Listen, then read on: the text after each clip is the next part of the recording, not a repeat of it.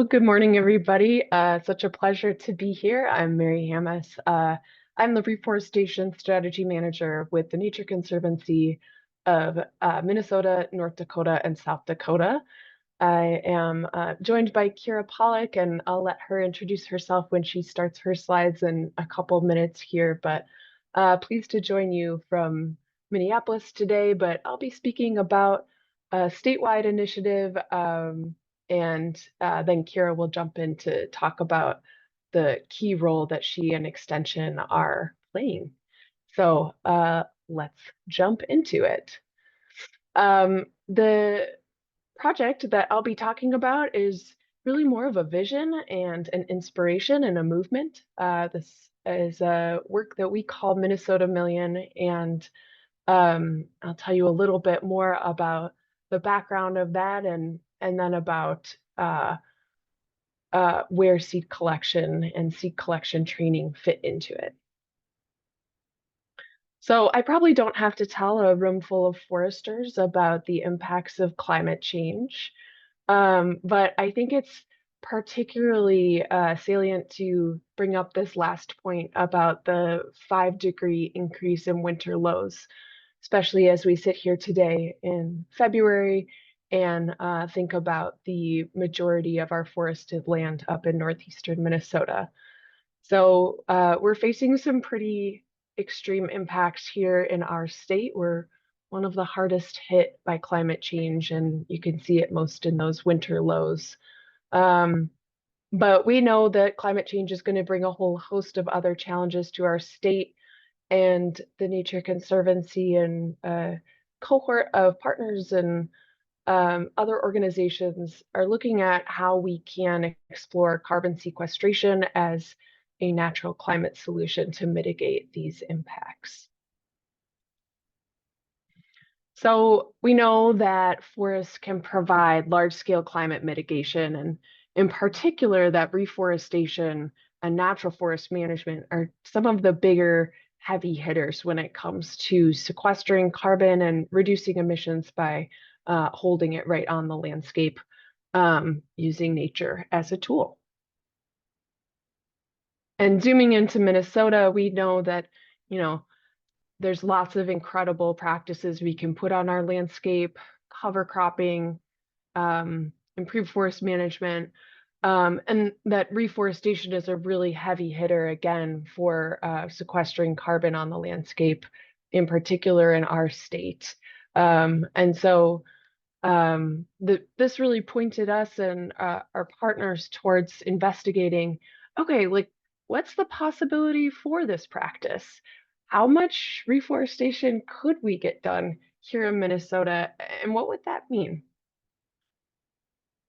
And so we did some research, and please, if you like to, if you'd like, you can go to reforestationhub.org and zoom around on this map yourself and explore sequestration potential in the different counties of our state, and in fact, the whole nation. But we found that there's over 2 million acres of available reforestation land that we can leverage as a natural climate solution to sequester carbon. The majority of that land is sort of runs a little sash between northwestern Minnesota and southeastern Minnesota, with some high potential in some of the kind of adjacent counties to the metro area.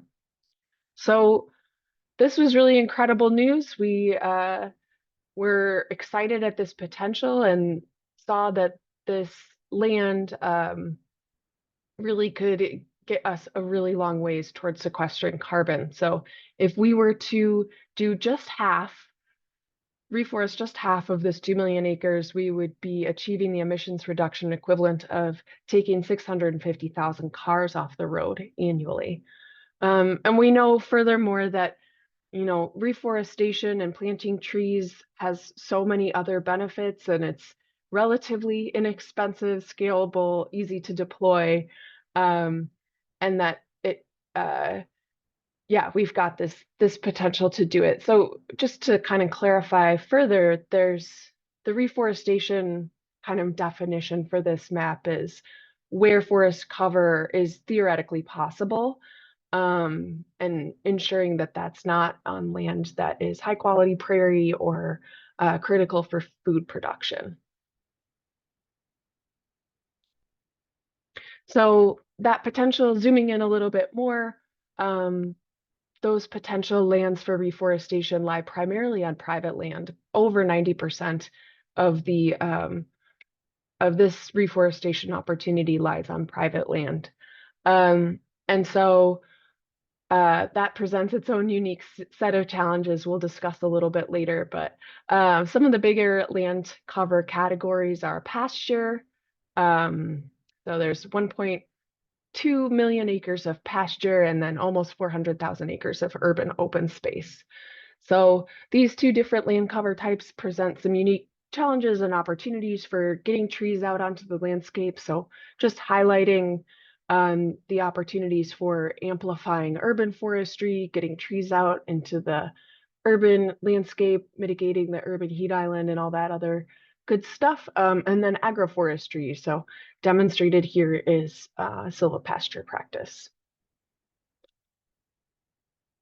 So even as I've been talking about reforestation being scalable and easy to deploy and inexpensive, I'm sure folks here know that it is only those things in comparison to some other practices, but that really what it actually costs to get a tree in the ground is much higher than the price of that individual tree itself.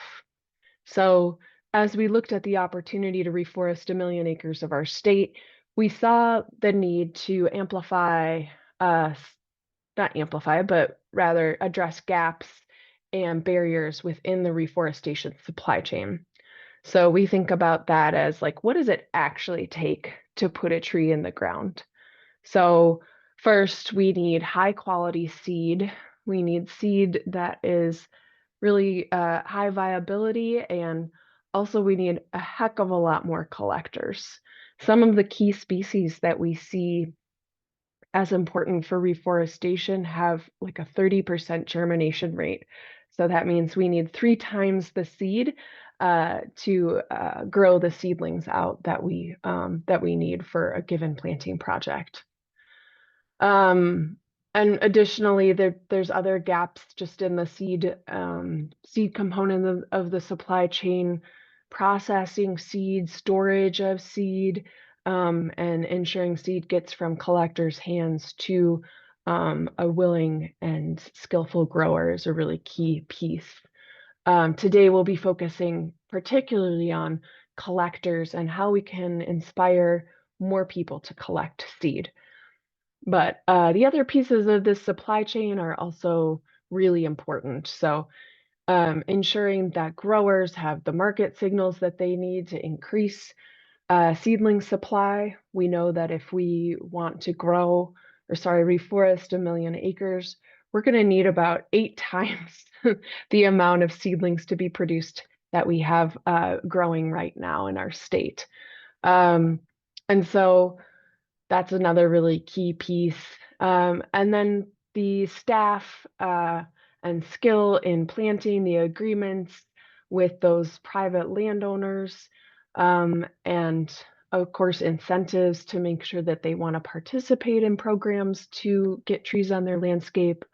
And we want to make sure that we're growing trees, not just planting them. So as we consider the costs of this work, thinking about that herbivory protection, watering, and long-term maintenance and care.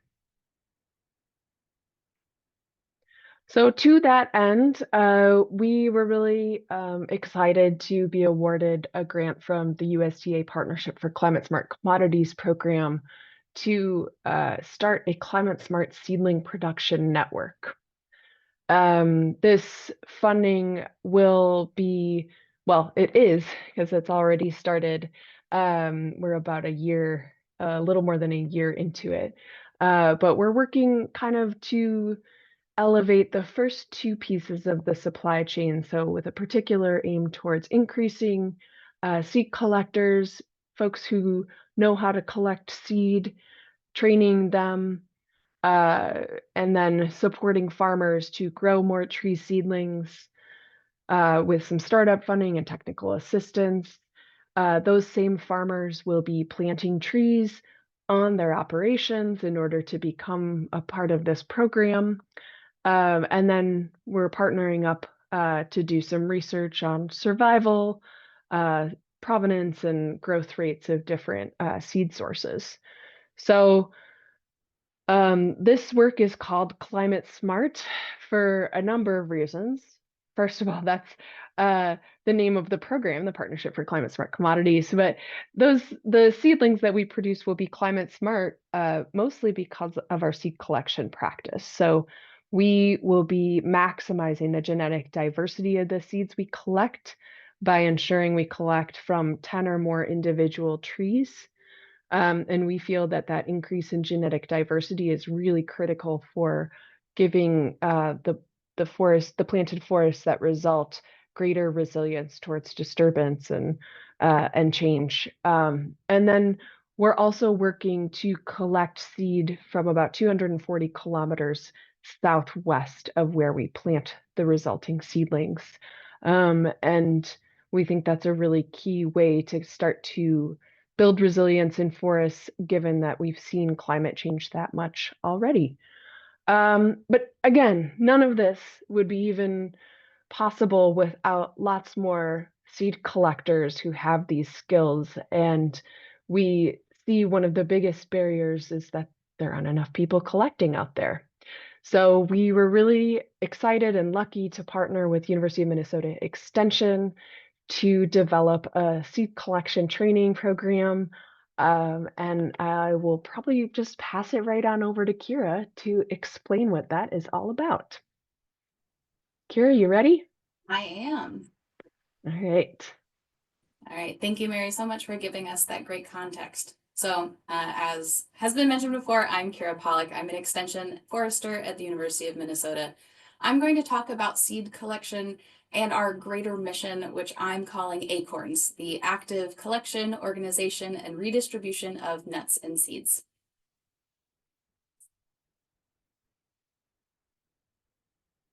All right. In Minnesota, we have a need for trees that is currently unmet in terms of the quantity of trees, the species, and the provenance that managers are interested in. I'm curious if any of you have tried to source trees from here in Minnesota or wherever it is that you're from, or maybe a neighboring state, but haven't been able to find stock from nearby and have had to go really far. If you think you've had to go the farthest to get a tree seedling, pop that in the chat. I'm curious. So I was part of an urban forestry planting this fall where we were planting some of these climate smart species, northern pecans, and we had some trees from Iowa and some that were from Georgia. And when I sent out a survey several years ago for my master's research in eastern hemlock conservation, someone reported that they purchased seedlings from an Etsy shop also out of Georgia and, quote, all failed to thrive and died. Sourcing trees from a little further south of your planting site is a climate adaptive practice, but clearly, maybe here in Minnesota, sourcing trees from Georgia isn't ideal. I myself am from Athens, Georgia, so I can confirm that the climate's a little bit different here.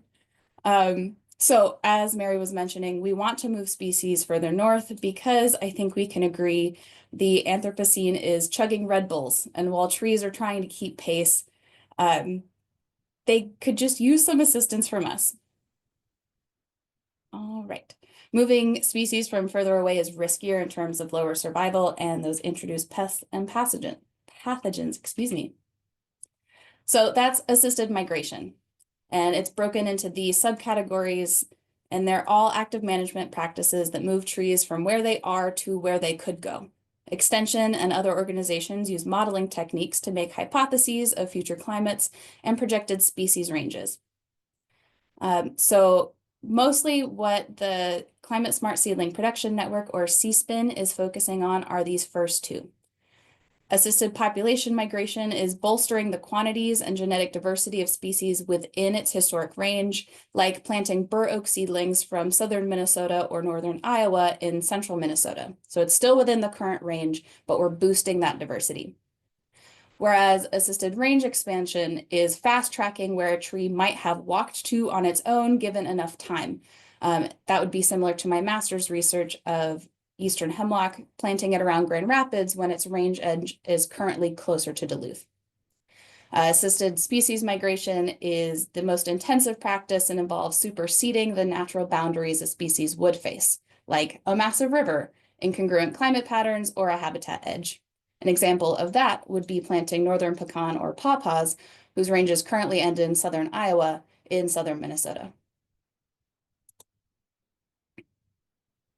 So we need more trees and we want them to be climate adapted. But it's not just that we need to expand production capacity or the market, which we do, and C-SPAN partners are already working on it, but we also need more seeds.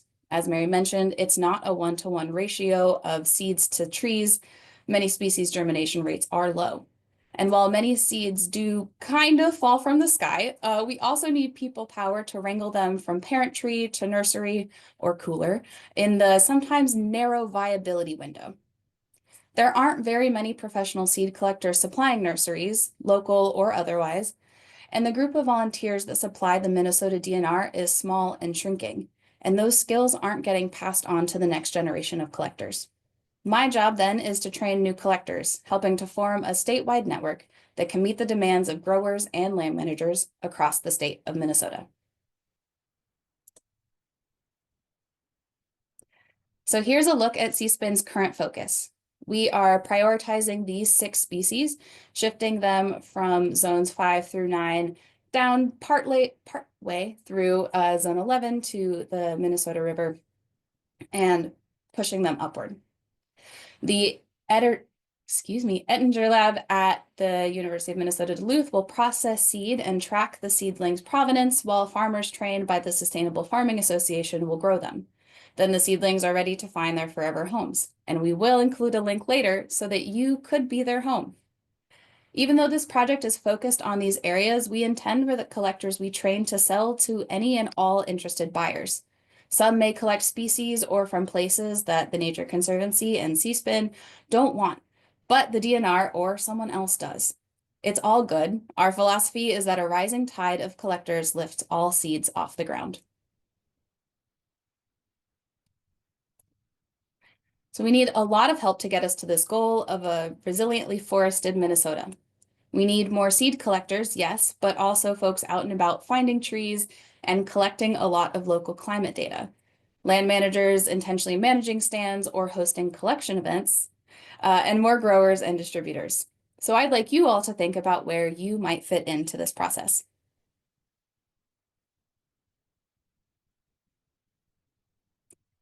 Folks have been collecting seed for the state since at least the 1930s. It is very seasonal work, and the yearly variations in yield are less conducive to a lucrative primary job.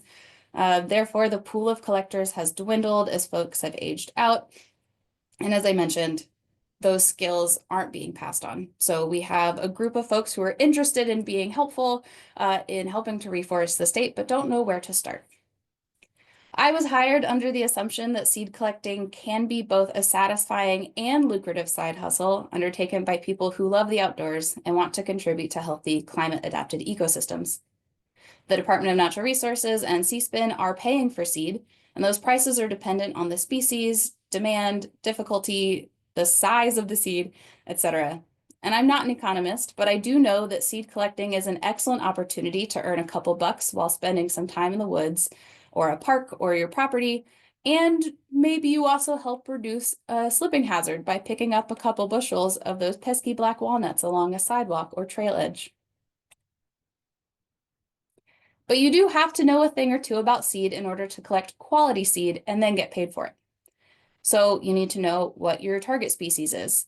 Where and when do you start looking for seed trees? How do you know if you're collecting viable seed? And what tools do you need? Do you need a ladder, a tarp, a tennis ball picker-upper? Do you need a climbing arborist? How does the type of seed affect the best practices for processing and storage?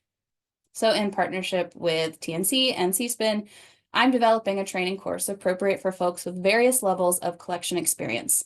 We will cover tree identification, seed development, phenology, site selection, and obtaining permissions to collect on those sites, the tools of the trade, and we'll have a hands-on workshop led by more seasoned collectors.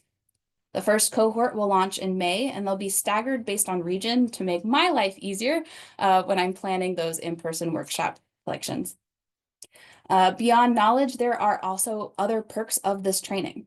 So the Minnesota Association of County Land Commissioners is entertaining the idea of providing specific locations for trained collectors or waiving permit fees.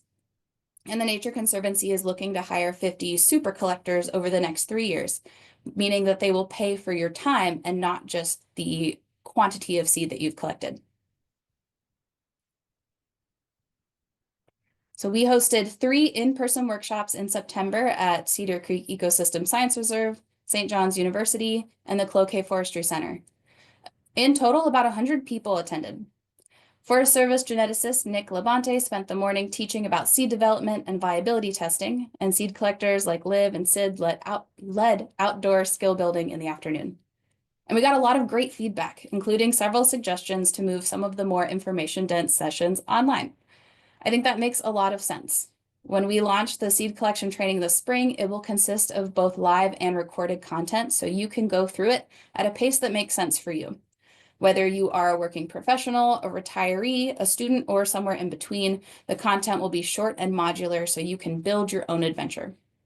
If you don't need help identifying yellow birch, you can skip that video in the dendrology section. If you're only interested in northern red oak, you can elect only to watch the Quercus seed development video in that module.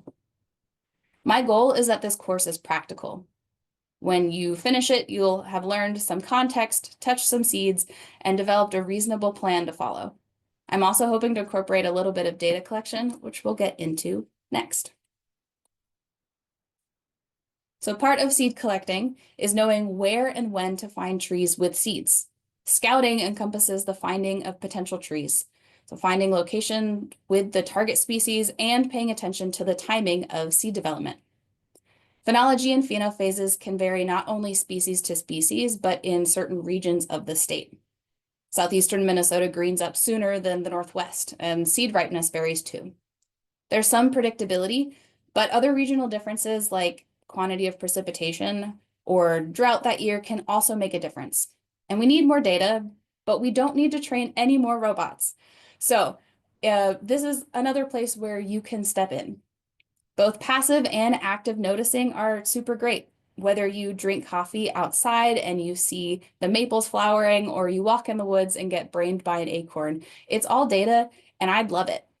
So I'm encouraging folks to use Nature's Notebook, which is a super cool website where you can track your favorite trees. And who knows, you could be the reason why in a couple years we have a state-specific collection guide. And all of the seed needs to be collected from somewhere.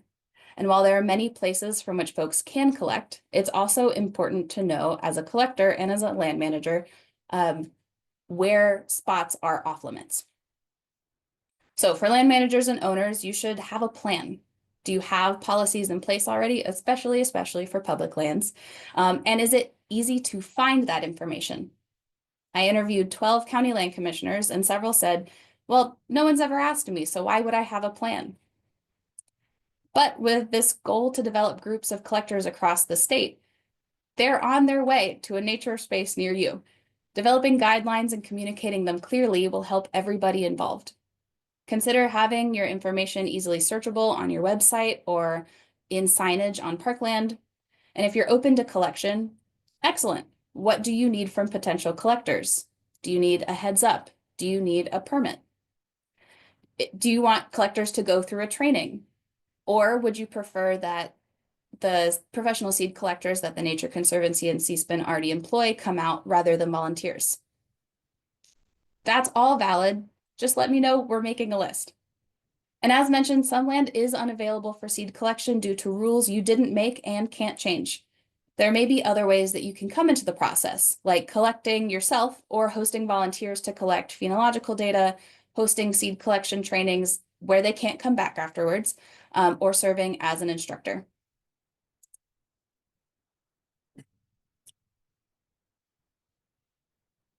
And how else might you engage with the process as a land steward? Excellent question. Thank you for asking. Maybe you have a certain number of acres with a certain target species present and you're fine with people going for it. That's an option. Or maybe you're managing the land for that target species. It's abundant and you're keeping an eye on the phenology, and maybe you allow seed harvesting. Cool. And maybe you hear this presentation and decide that you want to be my best friend and manage some land as a seed production area. You prioritize that target species and you remove poor and sickly stock, which improves the stand genetics, leaves plenty of growing space, and that growing space also means people space to navigate between those trees, and make it even easier to collect seed. To be clear, all of these are totally acceptable management goals, and you already have stand principles that you're going by, but they differ in effort and the ability to become my best friend. So seed trees should be wild and plentiful. Planted trees have unknown provenance and may be sterile. So if they do seed, that's great, but not necessarily helpful for assisted migration research due to that lack of lineage data. Wild trees are locally adapted and will perform better in local and assisted migration plantings. I'd also encourage folks to think about risk. So picking up acorns off the ground has a different level of risk versus climbing ladders or trees to collect cones or birch catkins. But managers should consider safety for collectors. Are there hazards that you can mitigate or remove, like widowmakers, or managing against thorny things? Communicate hunting activity. Also consider the social safety of collectors. Minnesota has a great diversity of outdoors people, and yet real and perceived safety is still unequal. One way to confer some protection is to provide a signal that folks are allowed to be there if another community member were to ask. When I parked my research van on the Sioux Line Trail to plant my hemlocks, I got a lot of curious looks, and a couple folks stopped to ask what it was that I was doing. And I was lucky that all folks were friendly. I was never alone. I was usually with all white people, but that isn't always the case. And frankly, it shouldn't have to be the case. But I had a copy of my permit on the dashboard of my vehicle, and I had an open line of communication, give or take some cell service, with Mark Westfall, who is the county land commissioner, to mitigate the risk of confrontation. Collectors do have a general responsibility to themselves and their safety and should also be watching out for hazards, so it's not all on the land manager. And we should all understand our physical and skill limitations. But land managers can facilitate safe participation. And remember that seed that's collected could come right back to you.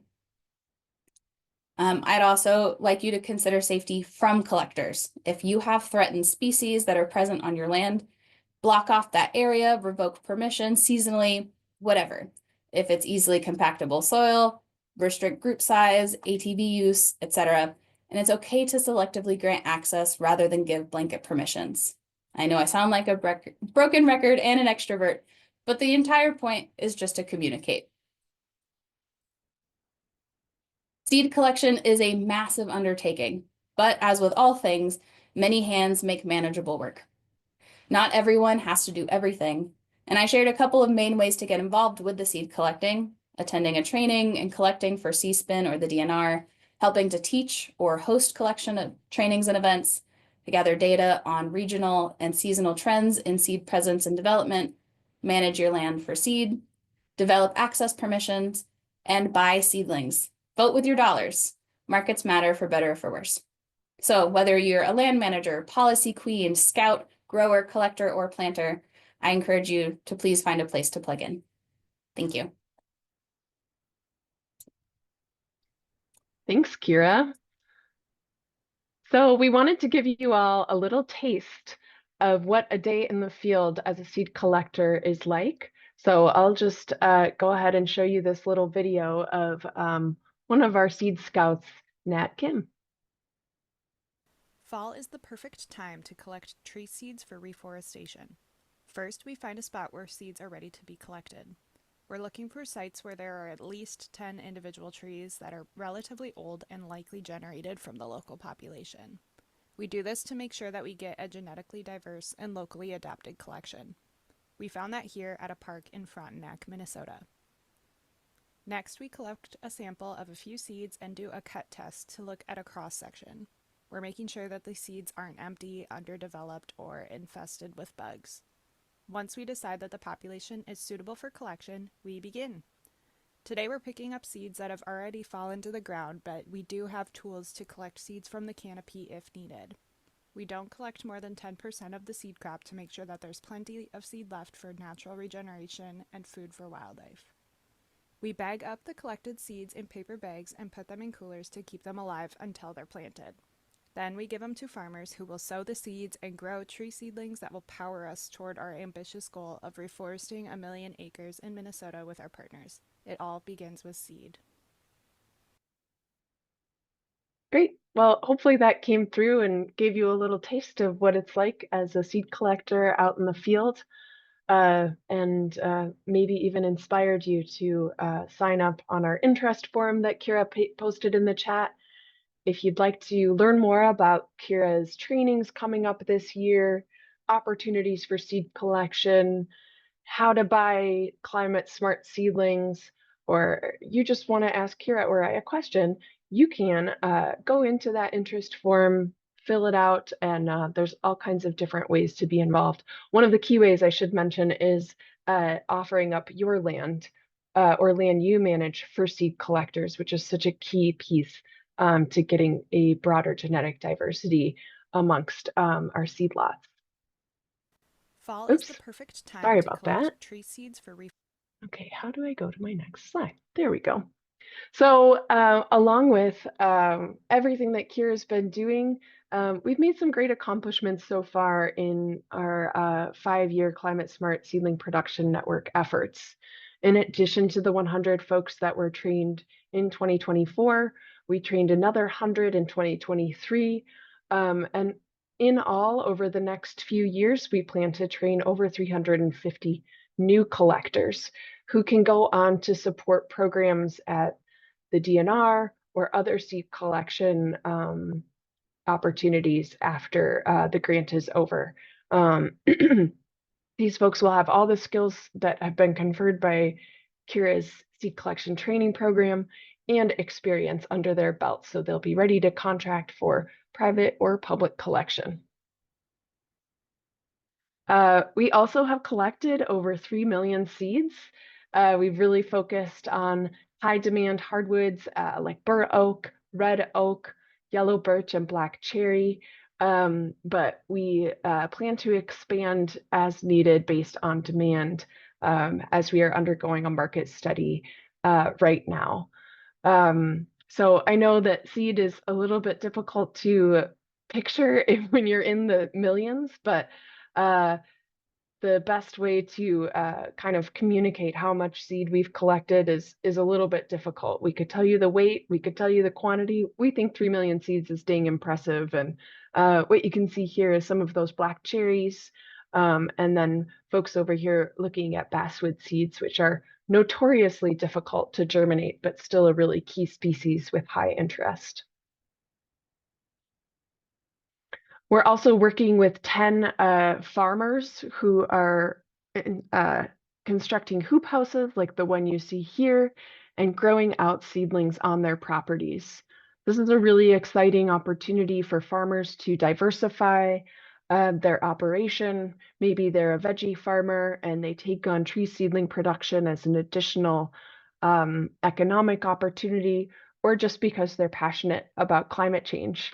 So in all, we plan to enroll 40 farmers into our program. So they'll receive an incentive payment to construct hoop houses or whatever else they need to start growing seedlings or to increase their seedling growing capacity.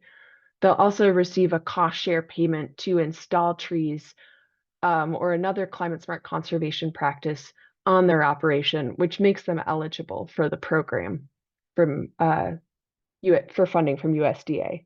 So some of the farmers will even install an agroforestry practice. So it's really exciting kind of tree within a tree plan. And so what you can see here is a farmer named Stefan. We're looking over his land and talking a little bit about where he plans to plant trees and what his tree seedling production facilities currently look like. So where are we headed with all of this? We're really excited to continue to build a strong new cohort of pickers. We know that we need more folks. We need people who can communicate with each other and share information to continue to procure more seed for our state.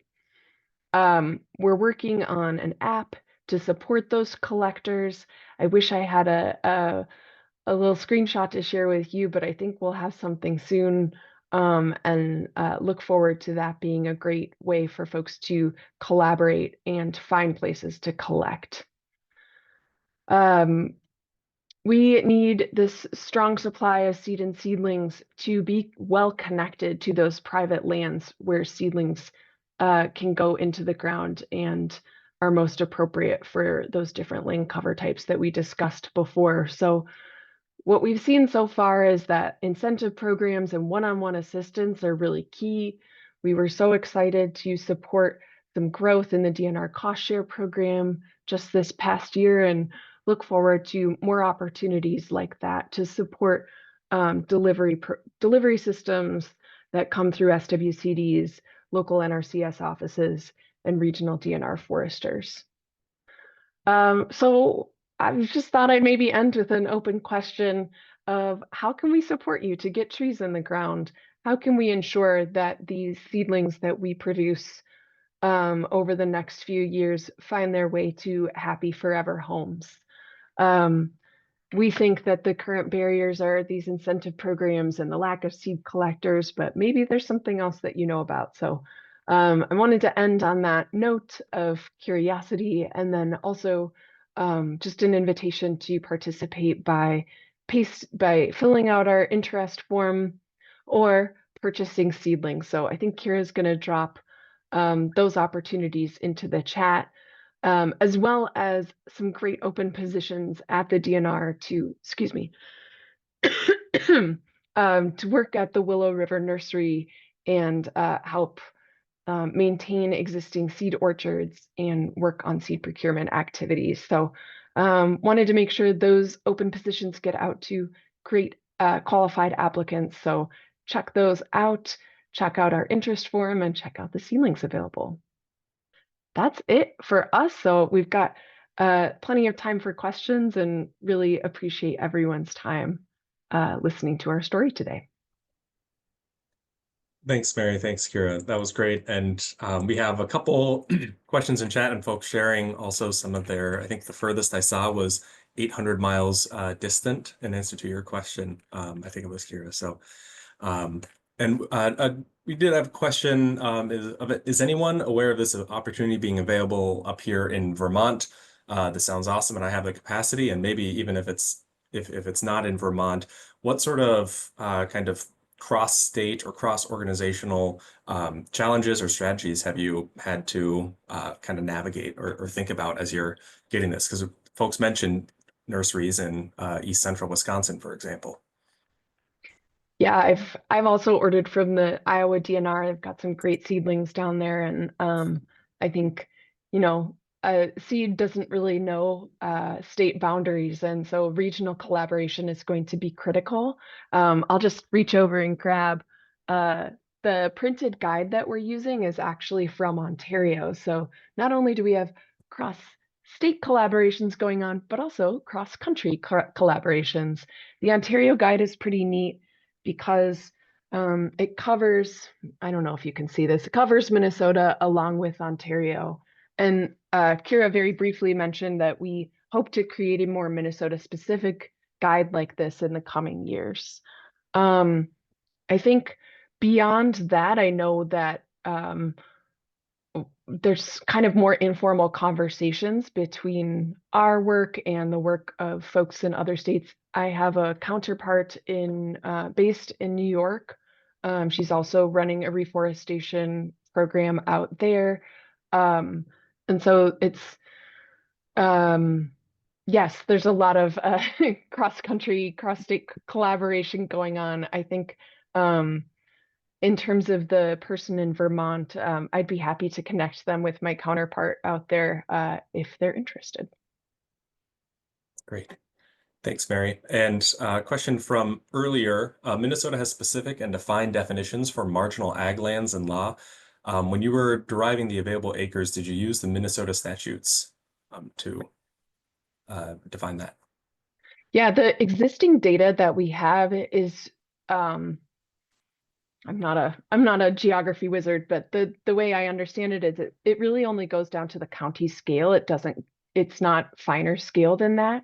And because it was based on national data sources or more coarse high level data sources, one of the things we're working on right now is to kind of connect that to local data sources like the one that you mentioned, so that on the ground implementation has more accurate and locally relevant inputs, so that we make sure that things like that are considered. Sure. Another question, do you contact private landowners with suitable sites using online aerial photography that may have a desire to plant trees, and then possibly reach out to the network of consulting foresters to assist in coordination of site prep and planting needs for the landowners? So kind of leveraging our strong consulting forester base. Yeah, I think that's going to be a really critical pathway for this to happen going forward. Uh, that's not something that I'm currently working on, but I think that yeah, working with those consulting foresters and within the existing cost share program that the DNR runs, um, those delivery systems and ensuring they have the capacity that they need is a really key pathway. So if whoever asked that question wants to talk to me more about how we could help, I would really love that. Kira, looks like you have a thought too. Oh, here you're muted, I think, somehow. It shouldn't be. There you go. Okay.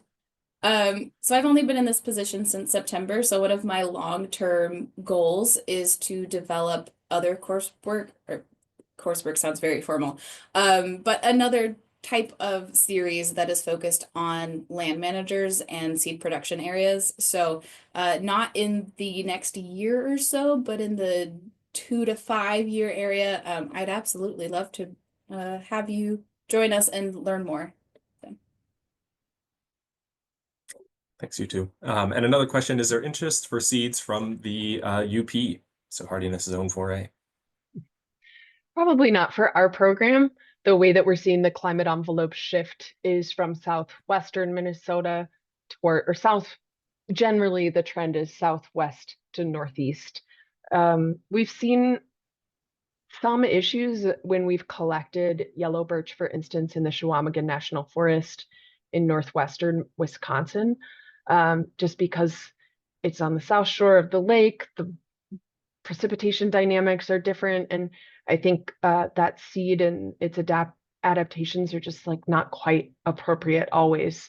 That being said, I don't have a picture in my head right now of the seed zone map. So that's a really great place to go when you're thinking about could seed collected from here be planted there? And I can paste that into the chat, or certainly I think Eli probably knows what I'm talking about, the Eastern Seed Zone map, and he could drop it in too. I will say that Eastern Hemlock from the UP of Michigan did really well here. So I think it depends on the species. And a comment from Glenn with the DNR, from a Northeast Minnesota DNR perspective, our area rarely sees cones turned in. His area actually received 2 cone collectors this season. Both parties received word from DNR publications for tree seed collecting help. So the word is getting out, but both parties are kind of hindered by their lack of the how-to there. Yeah, one thing we're really excited about, because our collection efforts are really focused on hardwoods, is that the collectors that we train will be free to collect conifers in kind of the off season. There's a nice I guess, staggering to the different seasons for collection for some conifers and some hardwoods. So we hope that collectors we train can support those cone procurement efforts and can support our program at the same time. So like Kira said, what did you say? All seed collection training efforts lift more seed from the ground, or something like that.